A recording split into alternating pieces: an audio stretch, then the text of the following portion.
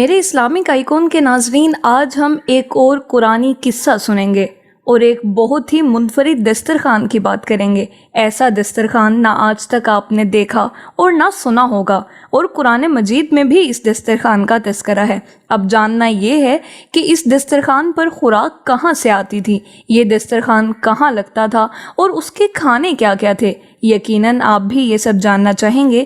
یہ بڑا ہی منفرد قصہ ہے، اس کے لیے توجہ کے ساتھ آپ نے یہ ویڈیو آخر تک دیکھنی ہوگی۔ اس سے پہلے ایک گزارش ہے کہ اگر آپ نے ابھی تک اسلامک آئیکن سبسکرائب نہیں کیا تو چینل کو سبسکرائب کیجئے اور بیل آئیکن کو پریس کرنا مت بھولیے گا تاکہ آپ کو تمام نئی آنے والی ویڈیوز کی اپڈیٹس مل سکیں۔ میرے اسلامک آئیکن کے ناظرین، وہ کون سا دسترخوان تھا جس کا آج ہم نے تذکرہ کرنا ہے؟ جی ہاں، وہ آسمانی دسترخوان تھا۔ ایک ایسا دسترخوان جس پر جو خوراک ہوتی تھی، جو نعمتیں ہوتی تھیں، وہ آسمان سے نازل ہوتی تھیں۔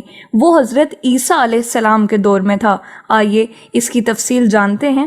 میرے اسلامک آئیکن کے ناظرین، حضرت عیسیٰ علیہ السلام کے حواریوں نے یہ عرض کیا کہ اے عیسیٰ بن مریم، کیا آپ کا رب یہ کر سکتا ہے کہ وہ آسمان سے ہمارے پاس ایک دسترخوان اتار دے؟ تو حضرت عیسیٰ علیہ السلام نے فرمایا کہ اس طرح کی نشانیاں طلب کرنے سے اگر تم لوگ مومن ہو تو خدا سے ڈرو۔ یہ سن کر حواریوں نے کہا کہ ہم نشانی طلب کرنے کے لیے یہ سوال نہیں کر رہے، بلکہ ہمارا مقصد یہ ہے کہ ہم شکم سیر ہو کر خوب کھائیں اور ہم کو اچھی طرح آپ کی صداقت کا علم ہو جائے تاکہ ہمارے دلوں کو قرار آ جائے اور ہم اس بات کے گواہ بن جائیں تاکہ بنی اسرائیل کو ہماری شہادت سے یقین اور اطمینان کلی نصیب ہو جائے اور مومنین کا یقین اور بڑھ جائے اور کفار ایمان لائیں۔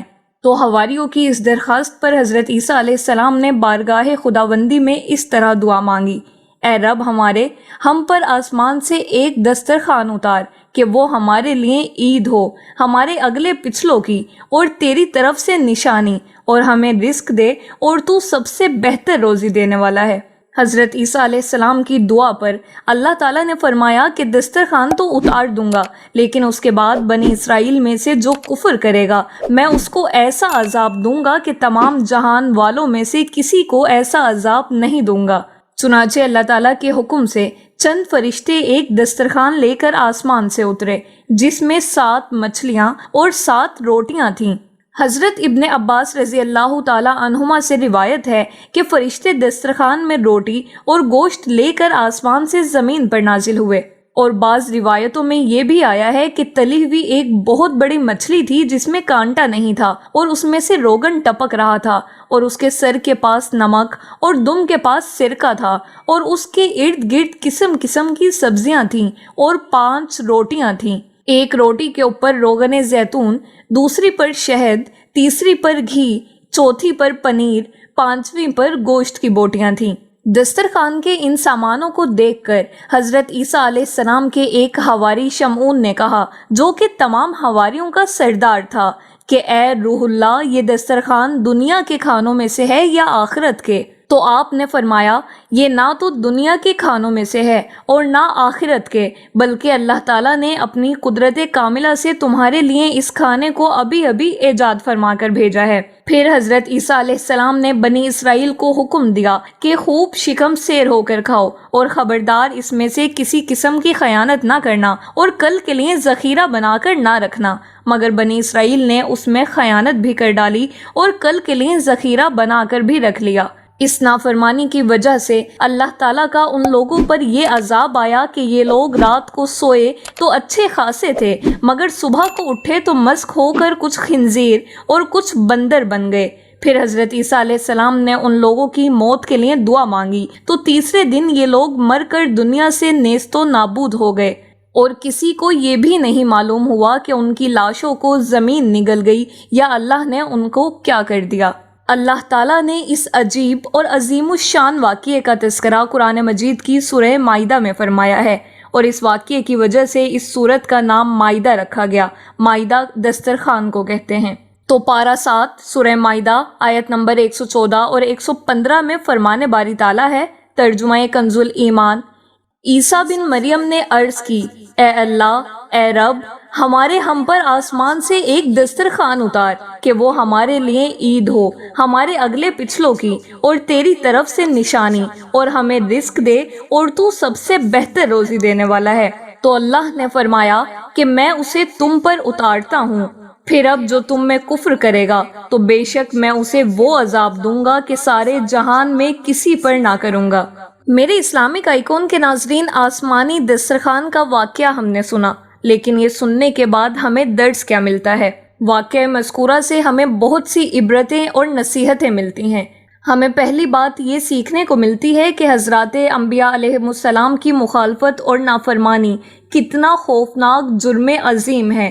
دیکھ لیجئے کہ جب بنی اسرائیل نے اپنے نبی علیہ السلام کی مخالفت اور نافرمانی کرتے ہوئے آسمانی دسترخوان میں خیانت کی اور کل کے لیے ذخیرہ بنا کر رکھ لیا، تو عذاب الہی نے ان کو خنزیر اور بندر بنا کر دنیا سے اس طرح نیست و نابود کر دیا کہ ان کی قبروں کا نشان بھی باقی نہ رہا۔ جو لوگ اللہ اور رسول کی امانتوں میں خیانت کرتے ہیں، انہیں اس ہولناک عذاب سے عبرت حاصل کر لینی چاہیے اور توبہ کرنی چاہیے۔ میرے اسلامک آئیکن کے ناظرین، ہم بھی کسی نبی کے امتی ہیں۔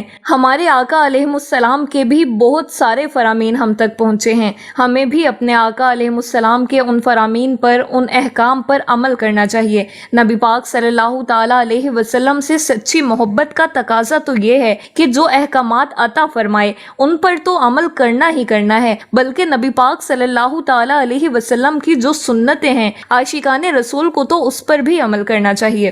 دوسری بات ہمیں یہ پتہ چلتی ہے کہ جیسے حضرت عیسیٰ علیہ السلام کی دعا میں یہ جملہ شامل تھا کہ جس دن دسترخوان نازل ہوگا وہ دن ہمارے اگلوں اور پچھلوں کے لیے عید کا دن ہوگا۔ اس سے یہ سبق ملتا ہے کہ جس دن قدرت خداوندی کا کوئی خاص نشان ظاہر ہو، اس دن خوشی منانا اور مسرت اور شادمانی کا اظہار کر کے عید منانا، یہ حضرت عیسیٰ علیہ السلام کی مقدس سنت ہے۔ تو میرے اسلامک آئیکن کے ناظرین، آج کے اس واقعے سے جہاں ہمیں بہت کچھ سیکھنے کو ملا، وہاں ہمیں یہ بھی سیکھنے کو ملا کہ اللہ تبارک و تعالیٰ کی جب کوئی نعمت عطا کی جائے، اللہ کی طرف سے جب کوئی رحمت نازل ہو، تو اس دن کی خوشی منانا یہ حضرت عیسیٰ علیہ السلام کا طریقہ ہے، اور یہ ہمارے قرآن کی تعلیمات بھی ہیں۔ بہرحال قرآن مجید کی یہی تو شان ہے کہ پڑھتے جائیں، سمجھتے جائیں اور فیضان قرآن لوٹتے جائیں اور اپنی زندگی کو صحیح طریقے سے گزارتے چلے جائیں۔ اسلامک آئیکن کے ساتھ جڑے رہیے۔ اگلی ویڈیو میں انشاءاللہ کوئی اور قرآنی واقعہ لے کر حاضر ہوں گے، کچھ اور درس کے مدنی پھول ہوں گے۔ دعا ہے پروردگار پاک سے کہ اللہ کریم ہمیں قرآن پاک سے سچی محبت عطا فرمائے۔ آمین بجاہ النبی الامین۔